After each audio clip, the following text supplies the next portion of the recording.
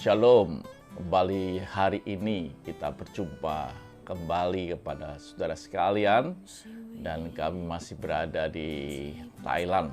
Ini kemurahan Tuhan yang Tuhan berikan.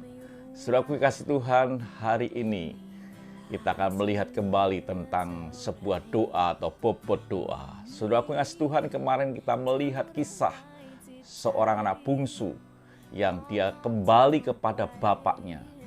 Dan relasi itulah yang membuat kesatuan terjadi dan sukacita itu terjadi.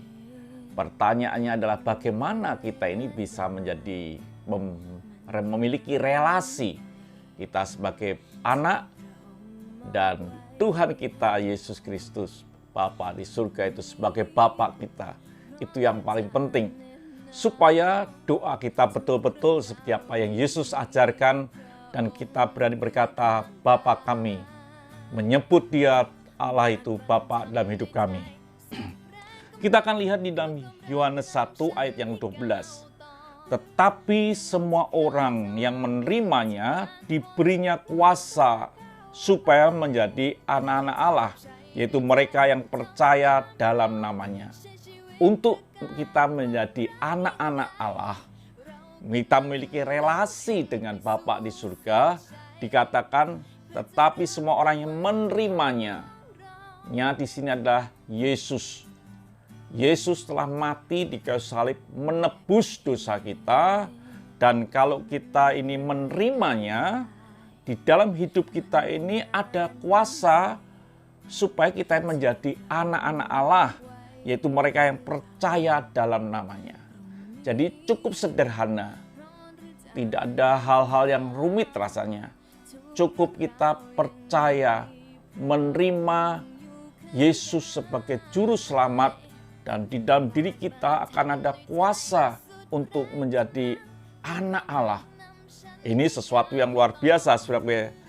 Dan kalau kita menjadi anak Allah, di dalam diri kita ini ada rohnya, ada darah dari Yesus Kristus. Ada hubungan darah, dipulihkan kembali.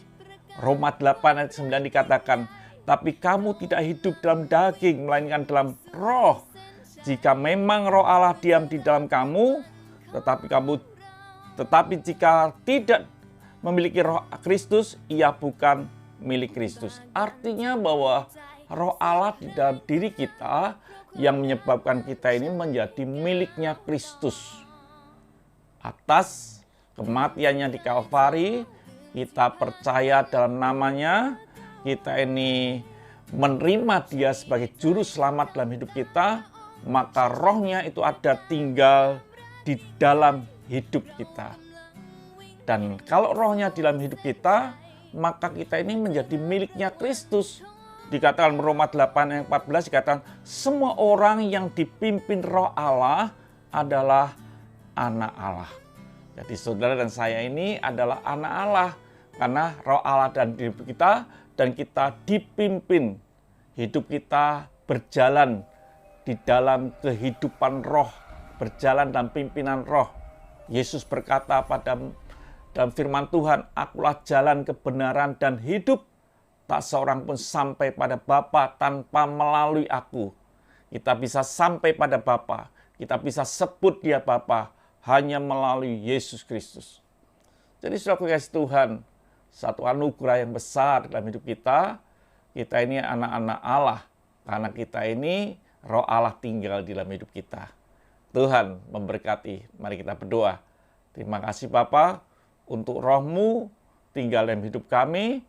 Atas kematian Kristus kami percaya dan menerima Engkau, maka kami ini adalah anak-anak Allah. Terima kasih Bapa. Haleluya. Amin.